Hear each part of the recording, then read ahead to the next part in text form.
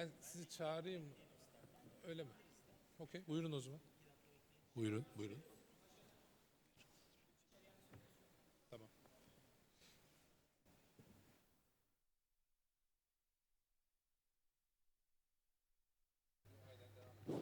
Aslında şey.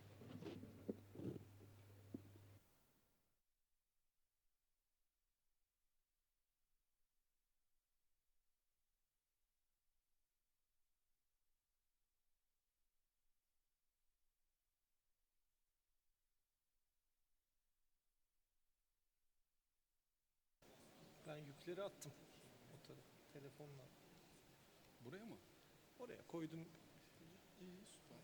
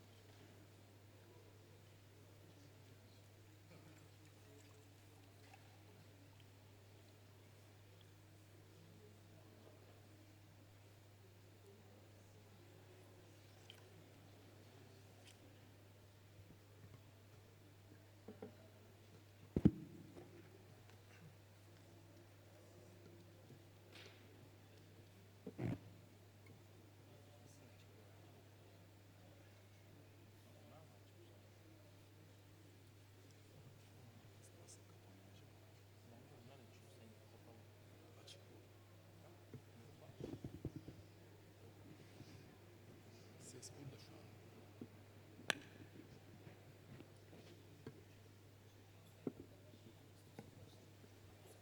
O zaman başlayalım. Sağ olun. Merhabalar. Ses geliyor herhalde. Evet, şimdi duydum. Saatlerimiz 5:30. Burada olmanız It's already 5:30. Thank you so much for being with us. Thank you very much for being with us. Well, the title of this session is The Alternative Financing Methods in Renewable Energy Investments. For 2 weeks, we've been listening to the repercussions of Mr. Minister's announcements and the targets of the sector.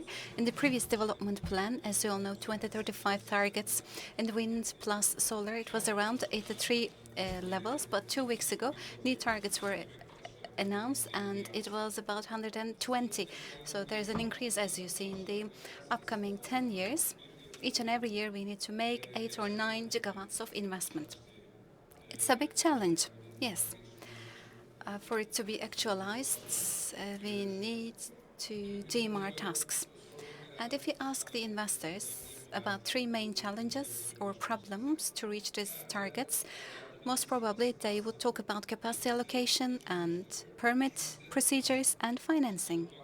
So, yes, capacity allocation is kind of solved because big storage capacity has been allocated and also YECAM resource areas have been given 2 gigawatts each year. And on the finance, there is an increase. Well, on the capacity side, there is a check already. And the permit procedure, the minister has already announced the super permit procedure. Last night we had sectorial negotiation dinner, and the general manager has announced this in a very detailed way, especially in the wind investments. Facilitating actions would be taken. There's another check, but there comes this financing problem before us. It's one of the biggest challenges. Well, today we'll be listening to the details of these problems because as if there is a problem, there must be a solution. And we have gathered to talk about different solution alternatives. As you all know, Enerjisam Customer Solutions have made ESCO model agreement. In the storage power plants, EPCF and similar solution models could be alternatives to the financing problems, and capital ventures, venture capital funds, and there are other different solution offers emerging in the market themselves. So today we have very valuable panelists with us, and we will talk about them in a detailed way. We have Murat, Feridun, Bashar, and Samet. If you want, we can start with Murat Kirazlı. Well, you are here to talk about the solutions of the problems, but you are a representative of a big investment company at the same time. So, what are your alternative financing solutions for your own investments? Can you please elaborate on them, please? Thank you. Well, thank you very much, Said. I'd like to thank everybody, and I'd like to greet you all at this hour of the time. You have waited us so patiently. Thank you so much. Well, like you have mentioned, 30,000 megawatts wind and solar is the capacity. By 2035. We will reach 120. It's the 4 times bigger than this. Sometimes these targets can reflect our expectation, but this time the situation is a bit different. Maybe we have to mention this. This target capacity has already been allocated. 60,000 megawatts has been allocated so far. With the lean structure in the permit procedures, we're going to talk about different financing needs. Well, 30,000 megawatts is a good site. Well, why don't we have 60,000 more? Well, we have to compare the past and today. 5 years ago, not long ago, well, the wind capacity in Turkey, we evaluated together. 25% of it is in 4 companies. Well, now, this is big companies. These are big holding companies. They support different financing institutions. And with the European exportation financing, these allocations have been made possible. There are certain exceptions, but mainly European-based ECAs have provided solutions to the financing problems. But on the solar energy side, the process has been accelerated very well. Thanks to the incentives for the investment, we have seen a different financing mechanism. Well, the projects have been very feasible. They have already met the need. There is already an ongoing system, and they have become an auxiliary supportive mechanism to them. But today, as AXA Group, approximately 1,000 megawatt is our storage wind plus solar portfolio. This is an ongoing project development phase for us, and in the upcoming year, we will initiate our investments gradually. Most probably, in the upcoming 3 to 4 years, there will be more capacity, like 50 to 16 times, and we will need $15 billion of investments. So, if we can talk about a breakthrough on the equipment manufacturing from west to east, well, what I mean with this is there's this financing which is already extended into a very long interest maturity. Even though Chinese originated goods are rising, this investment solutions are not very certain yet. While the capital market tools are going to be the golden rule for the financing issues. When we talk about capital market instruments, in the last 3 years, we see the POIs, public offerings. Well, public offerings are really important, of course.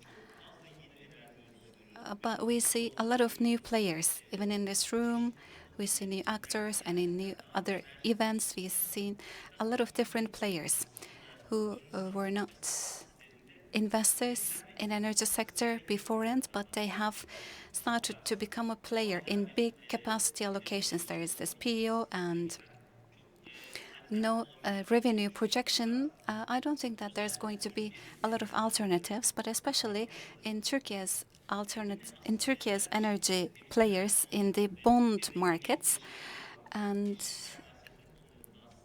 capital venture funds, which is developing in Turkey, we'll see a lot of new opportunities. I'm sure a lot of investments have been analyzed and investors have checked these issues.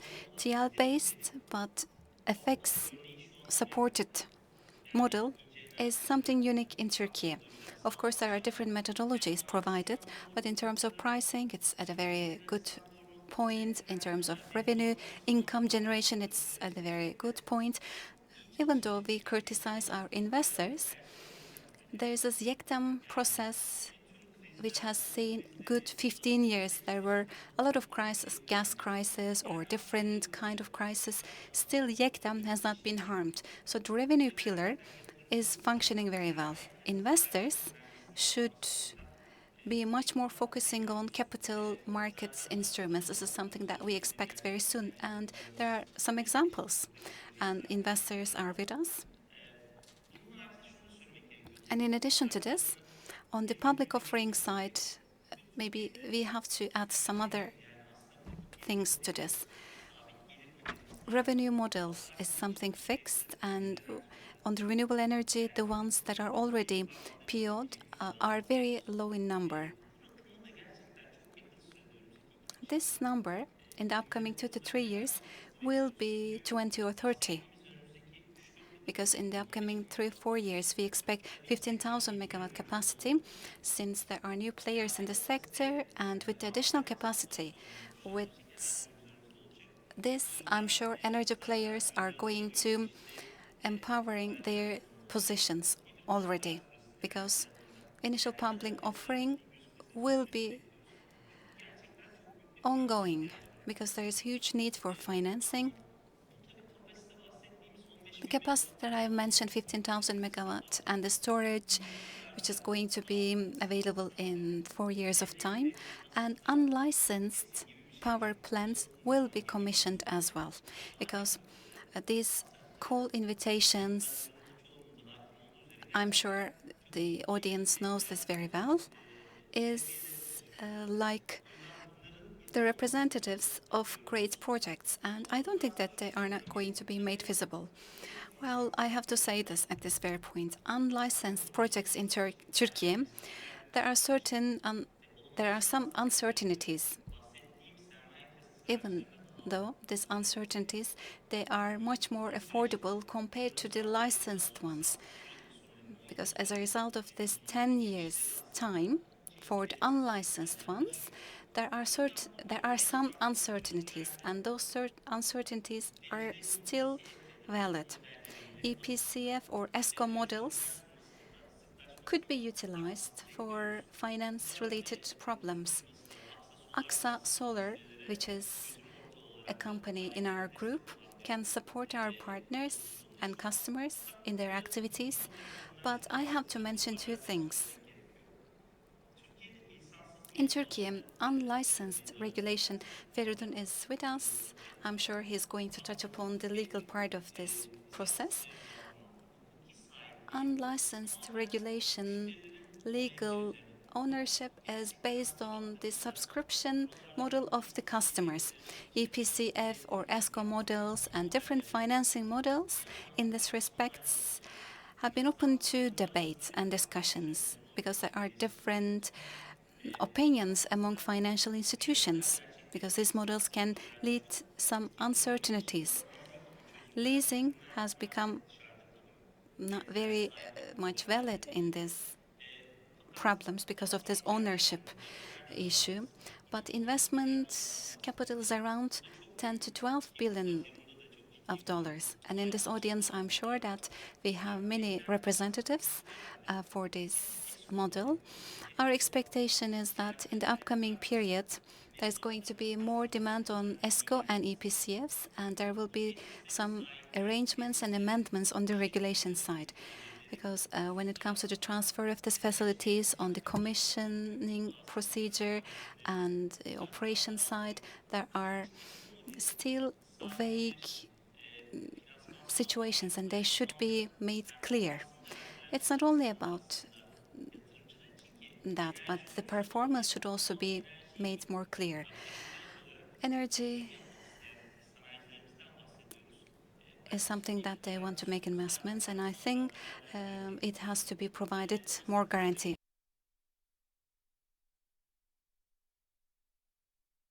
Well, thank you very much, Murat. You have touched upon a lot of issues, so let me wrap it up. Initial public offerings are big financing tools and instruments, and there are great things about this. So irrespective of the conditions of the stock exchange markets, these public offerings will be much more active in the future. And you have mentioned ESCO. Well, as Enerjisa, we expect the expansion of ESCO sector because this is something which is known by the investors. But maybe because of the regulation problems, this alternative has not been expanded very well. Last week, we have listened to new announcements, and we've been really happy. If we had heard about this, most probably we would have Tolunay or Sami from EU in order to learn the details. Well, on the regulation side, I'll give the floor to Feridun.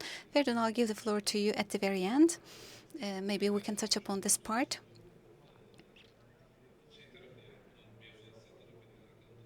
Regulation side of these issues, the guarantees, I'm sure will pave the way for the sector players. I'll give the floor to Bashar.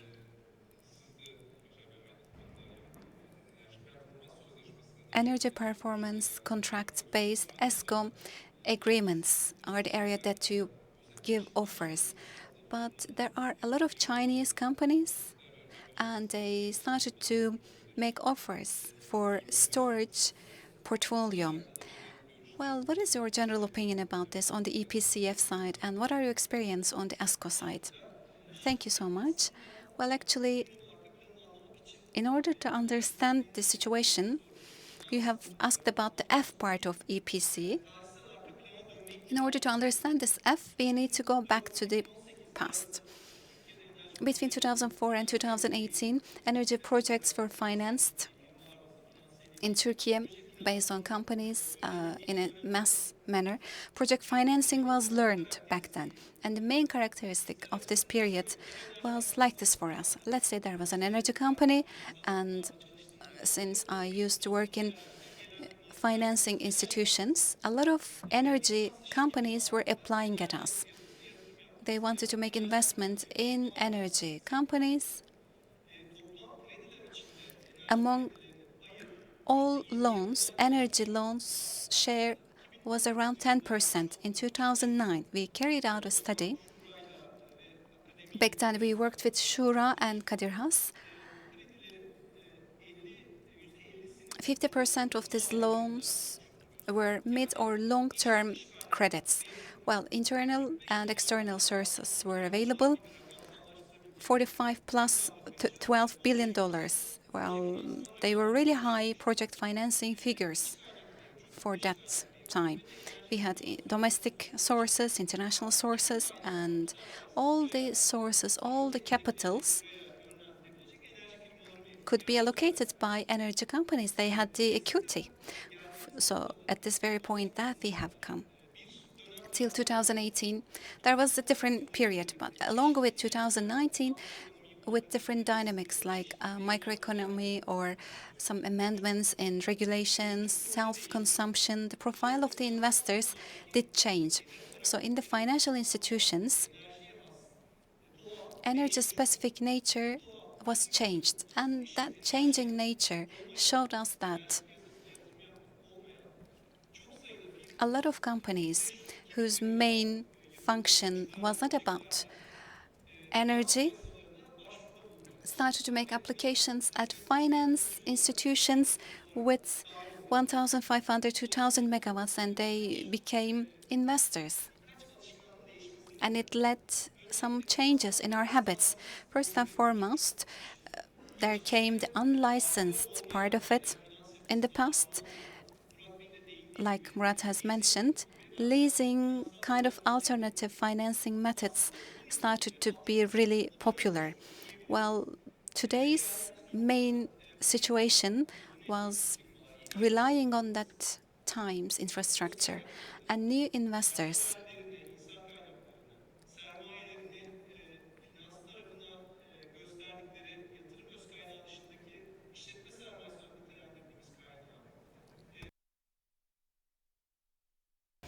started to use their credit loan limits for their equities and personnel expenses. And this is the very nature of the finance solutions. Since the old times, financial institutions have already done their best for the external finance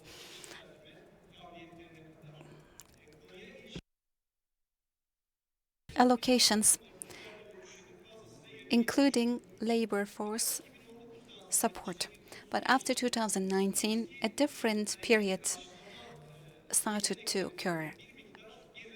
They had certain regressions in meeting needs, like they had done in the past. There are certain micro reasons or conjuncture-related reasons. There are decreases on the maturity times and also increases on the loan interest rates. So new models have become popular, and one of those new models is that in 2020 and 2021, GINS, as GINS Dollar Energy, Astro Energy, we've been involved in revenue sharing models. In the literature of energy sector, it's defined as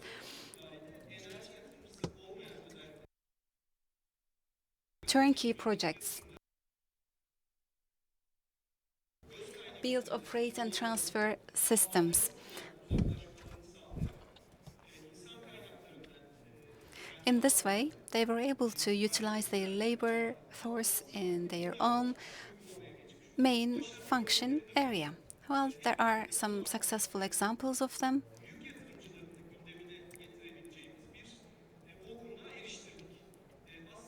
Well, actually, build, operate, and transfer system has evolved into build, transfer, and operate because of our incentive mechanisms. Ownership of the equipments was important, and the transferring was important for the equipments. That's why this build, operate, and transfer was changed into build, transfer, and operate. An EPC model is that revenue-based, revenue share-based structures.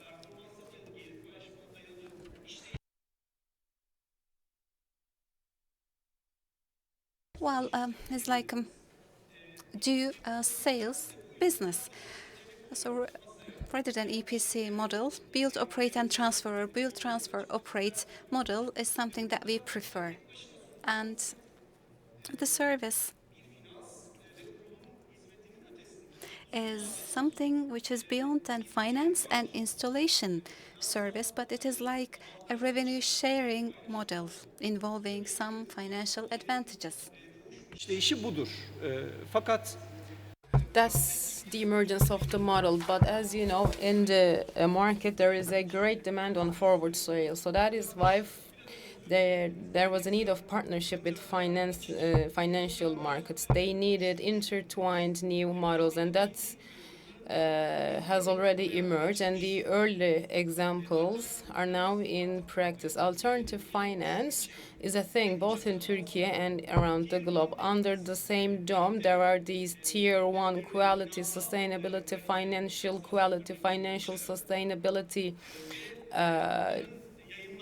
rules.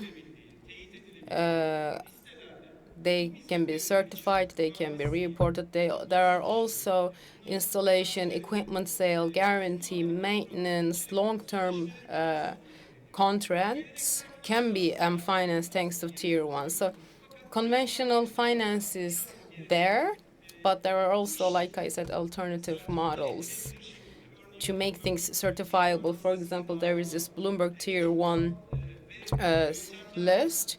There are some equipments that are listed, and you confide in companies that can deliver their commitments, and that's how things go.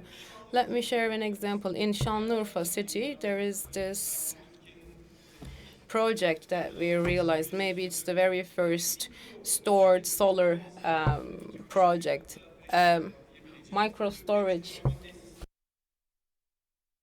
between 2.5 to 5 megawatts. This is an independent grid. A special engineering process was carried out. This is a storage system, and it's like a self-sufficient system. There wasn't a direct financing model, but it can act as an example because it was like a model of equity. So licensed storage and solar systems, I mean, they are out there. The Turkish Industry and Defense Bank partnered to a licensed storage solar project. This is like a turnkey project. Entire equipments were sold, installations were made, and guarantees were committed. This is like a very private contract realized in Konyakulu, 10 megawatts of storage and 12 megawatts of solar. Permits are about to be completed, and the installation will be completed in 2025. And by the way, that's one of the very first projects. That's how it is projected. Another thing that we did to come up with an alternative for the financing side is to work with credit leasing. We covered our own instruments in GINT inverters and produced by Astra Energy the PV model and storage equipment. We have a long-term facilitating affordable interest rate offering initiative. This met the need beyond what we expected, and this can turn into a solid alternative model as well. What we tried to do was, especially for the equity investors, I mean, sure, they would be stored solar energy investors can be included too. What we tried to do was to offer them technical know-how and to support them, to offer them a financing model. We were seeking an alternative model, and maybe this initiative with them can turn into a solid one as well. Thank you. Some things grabbed my attention, and you're right. There is this traditional financing model in the background, but when it comes to the utilization and to have access to it, meaning the customer or the end user, the beneficiary side, let's call it, what the end user sees and exposed to shall be improved and developed. And in order to realize investments, in order to come up with alternatives, yes, what you have said is quite right, and what you did with ASCO is great. The focal point was not energy. Maybe for some investors, maybe they were not experts, maybe they had no know-how or experience before. But then you said you included the non-energy companies as well. When companies rely on others with their plants, then they can turn into a secondary players, and the ESCO companies can operate those plants on a certain time, and their revenue is based on performance. So having the best plant and having a great performance is what they strive for. So I see them as a second hand, let's say, investor. They are somehow like an investors. I know that they are taking roles in those projects, and yes, non-energy companies can carry out such activities as well. So that's a great opportunity. Thank you so much. So let's move on with Mr. Samet to focus on EPCF. And there are different aspects to it, like there is this forward sale side. Maybe we can discuss that, but there are some derivatives. There are some different types, and you and your company actually realize a lot of different things. And I want to hear your projects, your alternatives, different EPCF alternatives.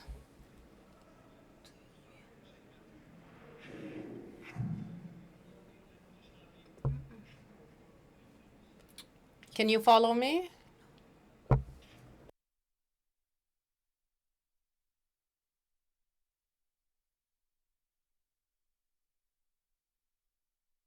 Let's move on from where Mr. Murat and Bashar left. We heard about the history. And when you think about the history, you will clearly see how the financing intentions and steps were. Thinking of the last 20 years, both hydroelectric plants and licensed wind plants and their investor profile changed together with unlicensed solar plants.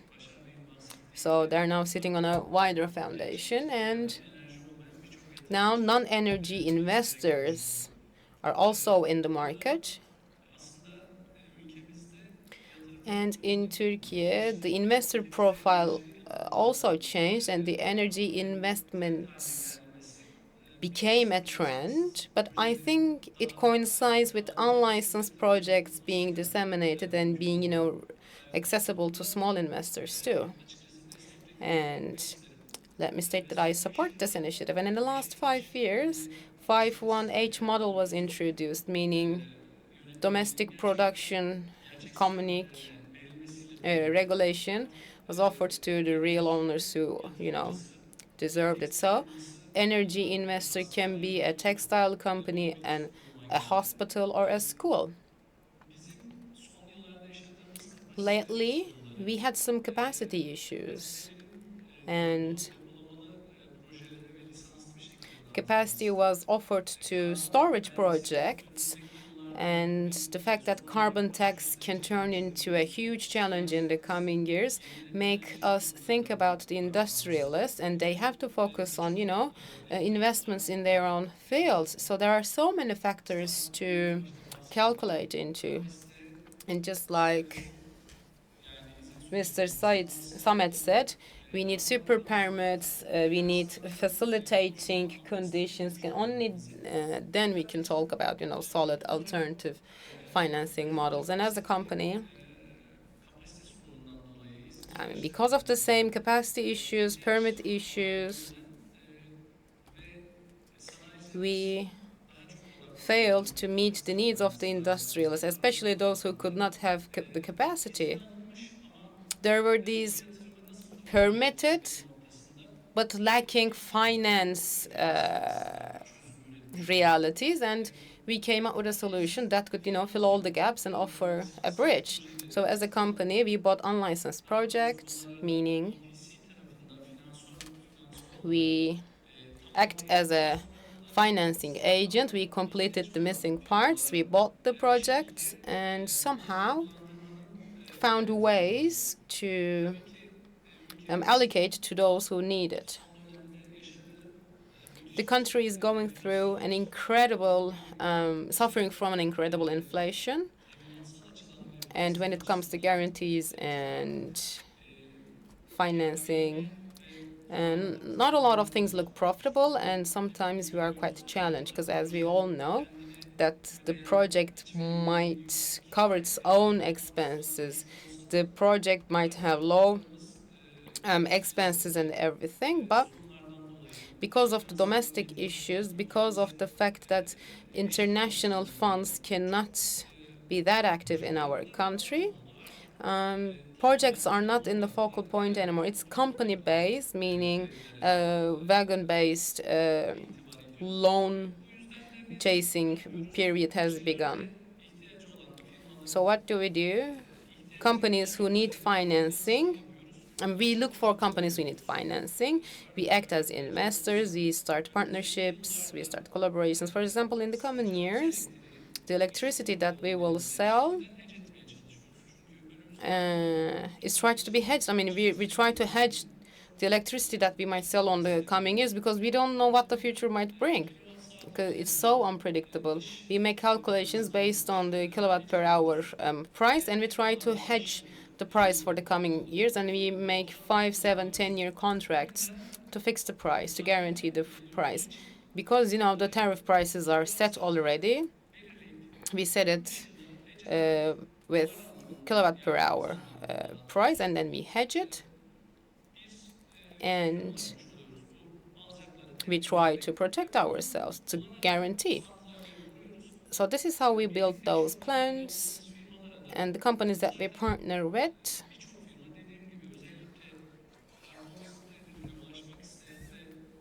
shares the ambition to reach net zero. And because they don't have their own mature markets, they they really value these partnerships, and we meet their needs, fill their gaps. So in the coming years, storage or other licensed YECAs will be present, and they'll be imprinted and implemented. And we are a YECA investment as well. We have a 200 megawatts worth of YECA portfolio, and we want to engage those projects. And we know that the classical financing models are even harder to reach, so we need alternatives. So we're looking for different profiles too. And let me touch upon a couple of things. I hope the regulators will hear our calls and our messages.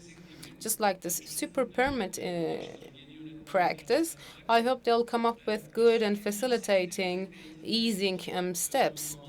Maybe they can announce new incentives, but unfortunately, investment incentive certificates, I mean, there is an incredible gray area over whether they can be transferred or not, and companies are suffering from it. The companies are facing incredible ambiguity.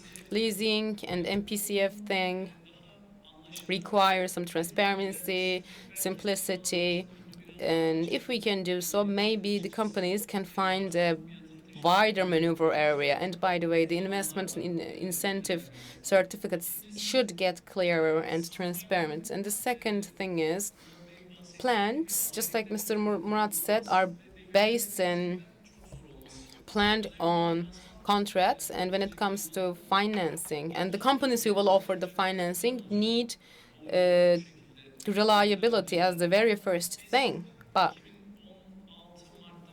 since 2016 March, since that regulation, we're pushing the plant to be owned by this person A, and the financing party should rely and trust this person A, and then we'll see all the other details. You know, this where we have come, and in this last 7 years, we couldn't overcome this trust issue until everything is accepted. You know, a person becomes fully responsible of the entire plant, and only then the selling of the plant can be, you know, possible. This brings about some anxieties, some worries, because the party that wants to invest and bring the money seeks for guarantee, and that's only natural.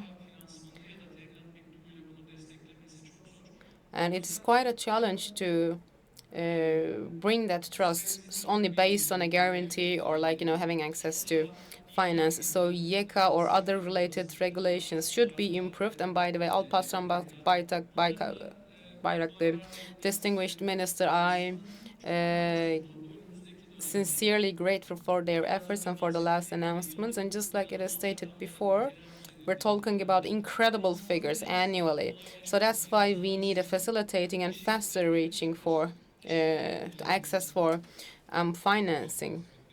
Thank you, Samet. Thank you so much. I mean, the devil is in the details.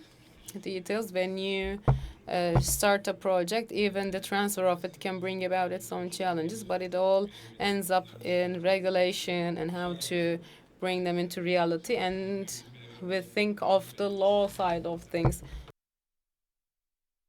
So there are alternative solution mechanisms, but there are always these loopholes that everybody is looking for. The ESCO model or different leasing methods, or what Samet said, alternative models.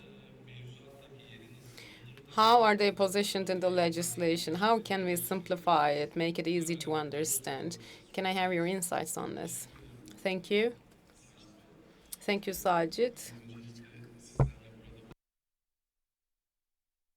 I am more than grateful to be here with you today, and I'd like to thank everybody who took part in organizing this event. TÜREP committee, thank you so much for this great Congress. When the session started, I guess there weren't so many of us. It's great to see that the participation is rising up even at this time of the day.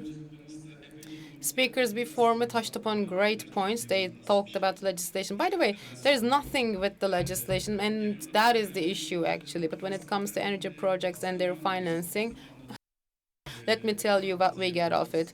The very first thing that we think is, of course, the financing the project. There is this borrower, there is this investor. The borrower has the license, they know the market, they know how to make the risks, they have the human resources, and they're like brokers. And on the other side,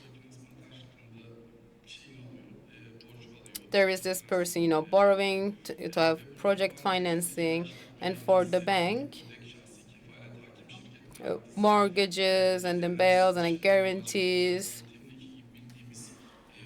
and so many guarantees and letters and this and that. Yes, we know the legality of it, but I mean, I think the picture is quite clear.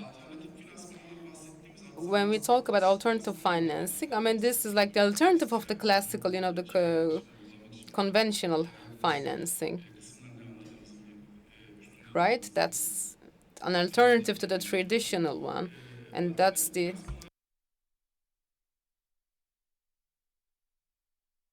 So here, ESCO, PPA, build, transfer, operate, this, that. There are some different names and models, and we're talking about a lot of things here.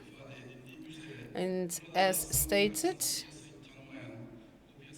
those who don't know the market, those who don't position themselves accordingly, those who don't have the risk appetite, there are those who are members of different sectors, the unlicensed ones, but without taking risks, without assuming any risks, they want to get results. That's the reality. So they want turnkey results. And legally or financially, they don't want to be involved in any sort of process. They don't have the appetite for it. That's a very fundamental difference. ESCO or PPA, when we talk about them, ESCO in our legislation is only stated in one spot. Back in 2018, there was this Amendment 1 to the Energy Efficiency Law, and it was about public institutions. It was a performance contract model. There's nothing implied for the private sector there. But talking about private sector in ESCO, okay, it is defined for public institutions with the presidential decree. It was announced who, what, where, when, how to provide any service, who are the players, which institutions can go for it. It's all defined, fine. But for private sector, the private sector requires its own legal frameworks. It is about to create their own. The freedom of contracts, and there are some principles, okay, but the freedom contracts are not like limitless. You cannot go against the law. Only then you can have a contract. So there are, terms and conditions, but what's important here is the binding details. Like, you need to come up with fitting models. But what about the mandatory rules? Are there any? I mean, this should be paid attention to. There are two issues now. There are unlicensed investors, and they are generating electricity, but they should abide by their own rules and frameworks as well. Service offering party, okay, they want turnkey solutions, or they want to benefit from build, operate, transfer, or anything. Or if a company is like this, then you have to define who is selling what to who. Are you buying? Are you selling? Are you generating? Define it all well. Otherwise, the energy market regulating bodies and rules might be broken if attention is not paid. And the second thing,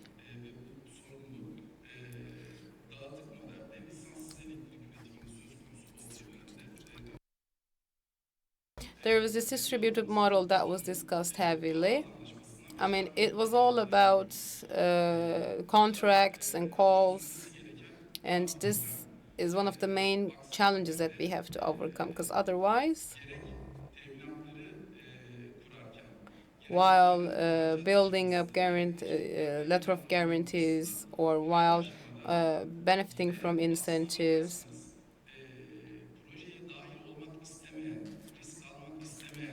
you might see those who do not want to take risks, or doesn't have the appetite for it, involved in the process, and sometimes you have to involve them in the process, and this brings about complex structures, and only big players can analyze and do what I say, and then you cannot disseminate it. Some deadlocks occur.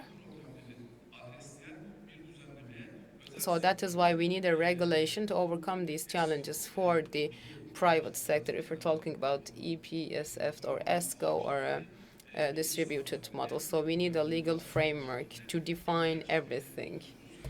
And yeah, that's what I can say. Aslında oradaki Well, thank you very much.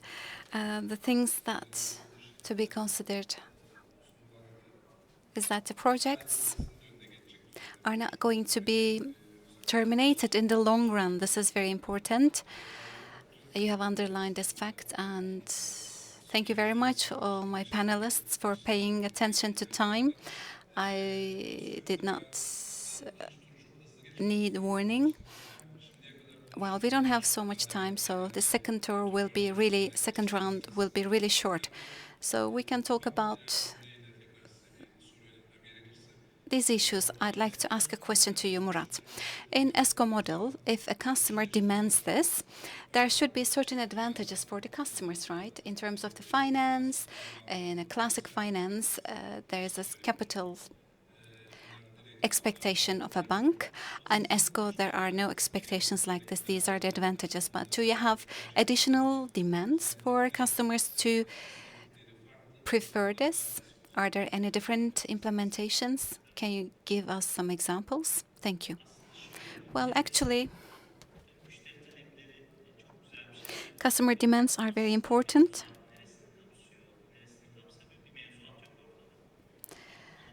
But the legislation only covers the performance contracts, and the lack of regulation, when it is merged with the freedom of contract, we see very unsimilar contracts and different structures. However, I'd like to take your attention to one single thing. It has been mentioned beforehand, but I'd like to emphasize it. Let it be licensed or unlicensed, especially in the licensed projects right now. There are very small-scale distributed projects. Most probably, we have a lot of owners of small projects, 12 megawatt projects, 15 megawatts projects. So this is at the very grassroots. There are many financing methods between merchants. Unlicensed ESCO part will have some demands as well. Hybrid power plants investment is made by another group, for example. Well, there is this freedom of contract, liberty of contract, but these regulations are not covering everything, but there is this nature of the things, right? There are the contracts and items, methods as well. I think there's a big gap between Ankara and private sector, and it has to be filled in with some structures. It is very similar to private sector projects. Those projects are carried out with untraditional methods, similar to ESCO, BOT method. This is how it is financed. They should be regulated with a legislation. Otherwise, it's going to be used as a stick in the future. Let's say in the unlicensed regulation, there is a generic term. Unlicensed electricity energy cannot be a topic of a trade. In the total energy markets, it is understood that it can't be sold. But in the future, another bureaucrats might say that writing a unit charge for this is also something which is in conflict with this regulation. This is really critical. These things must be clarified. The framework should be drawn in a broader way. Sometimes we are pushing the limits too hard. It is like a very general framework that we are doing here. We've talked about the storage projects and permits, etc. As a big investor, I'd like to mention this as well. Well, actually, in today's conditions, in the last trend of the storage-related local production is not sufficient. That's why I'm saying this.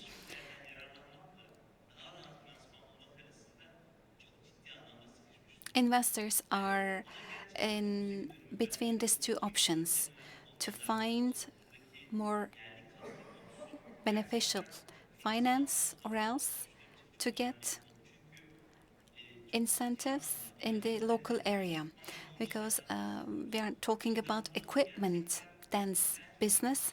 That's why I think we need different incentive methods. It can change the financing on the demand, and it can support the local industrialists. I'd like to take your attention to this. Thank you so much. Well, thank you, Murat. Yesterday we had sectorial negotiation meeting. There should not be a dilemma between the international investment support and local incentives for our investors. ESCO model, why should it be preferred by a customer? Because you've talked about a lot of alternative methods. Among these alternative methods, based on what customers make their selection, what is the criteria for them? Can you please elaborate on this a little bit? Well, of course, we live in a very cold climate in terms of financial conditions, both in Turkey and in the globe. Loan limit is very valuable, as I have mentioned. Operating capital is very precious. In the past, I used to work as a banker. Companies were able to get back their capital in a week. But it's meant that you have to give up from your own richness. Making investment with your own capital in another area means that you give up from your richness and you shift your money to different areas, because your investment in energy sector does not return in a year. So the return of investment is longer compared to main activity areas, compared to iron, steel, textile. So in terms of ROI ratio, it is not very speedy. The credit lines, the loan limits, I'm talking about in-cash loan limits. Of course, in-kind is also very important. So the cash loan limits are very crucial and precious as a leverage, and in the future it's going to be the same. And using the loan credit or cash loan is not going to be very beneficial if you consider ROI and human labor. We know that there are certain companies having big teams of human capital, and this is a big time loss. It affects the concentration on the main job, and also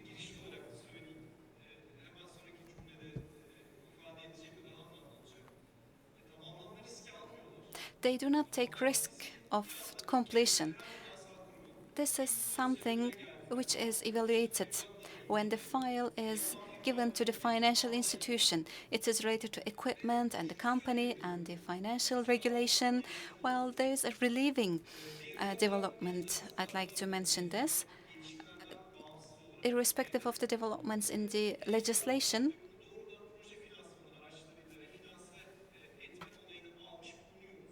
we have been approved for refinancing, and this is a trust for the projects.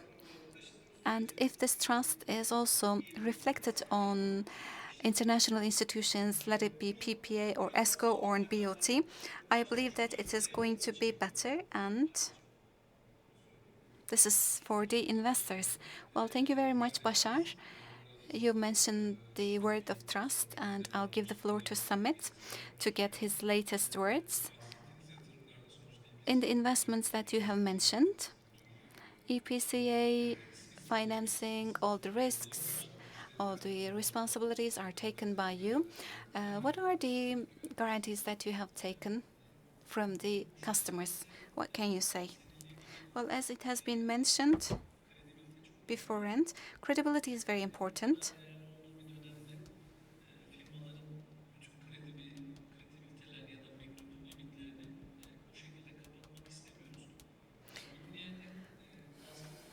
Like I've stated beforehand, we have the business partnership model, and even though we make the EPC with them, we have an unofficial partnership with them, because it's not only about establishing power plants and generation energy. It is not like we say, okay, it's over from our side. We do not say this. These power plants, ONMs should continue their maintenance, their monitoring processes should continue, and the carbon certificates works should continue. So for that reason, we are working with the companies, and there is this business partnership. We take some share with them, and this is used as a guarantee as well. So at the end of this process, the owner of the power plant gets rid of a big burden, and we also assume responsibility, and we transfer our own capital or equity to here, and we create a profile of an investor, and with the investing company we walk the way together. So it's a successful method, and we can have a strategic partnership with them, and in the upcoming years it's going to continue. It's a win-win example that you are realizing very well. Feridun, Murat talked about a really important topic, because somebody might interpret the regulation differently. In the last couple of years, the demand from the sector is to have hybrid regulation. People wanted to have investments in the different areas other than their distribution areas. Well, there is only PPA, I guess. We need to have a PPA regulation, and there is no regulation that you've mentioned, and everything should have a basis. Well, is it really too hard to have a change in the regulation? Well, it is not that hard, because normally speaking, when we say PPA, we have instruments, Sajid. Really, since 2011, we have witnessed the development of this market, and this market has a lot of mechanisms. One is related to dual agreement mechanism, which is related to private law characteristics. There is an area which is set free by the public authorities, and as Murat has mentioned, we should not limit ourselves with certain framework.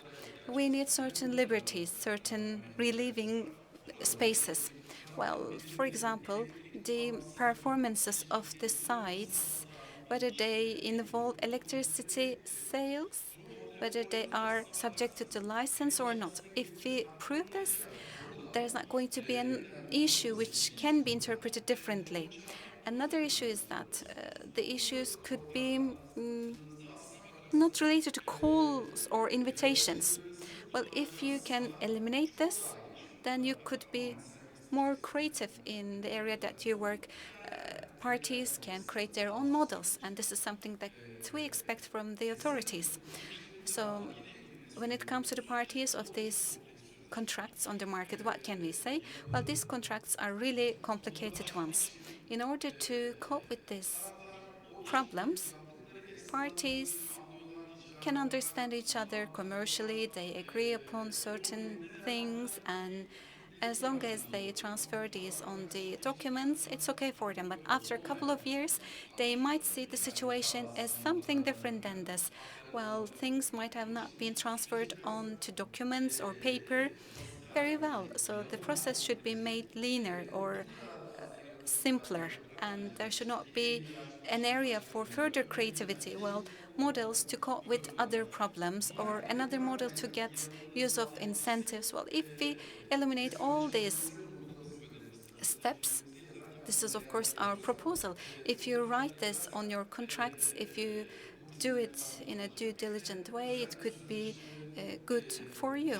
And when it comes to the conflict resolution, you should never forget about this. Sometimes contracts might need conflict resolution. This is really important because it takes too much time in our country. In this complicated documents, arbitration procedure should be taken into consideration. Well, I'd like to wrap it up in this way. Well, you have underlined an important issue and you have made a great ending to our panel. Well, I'd like to thank everybody.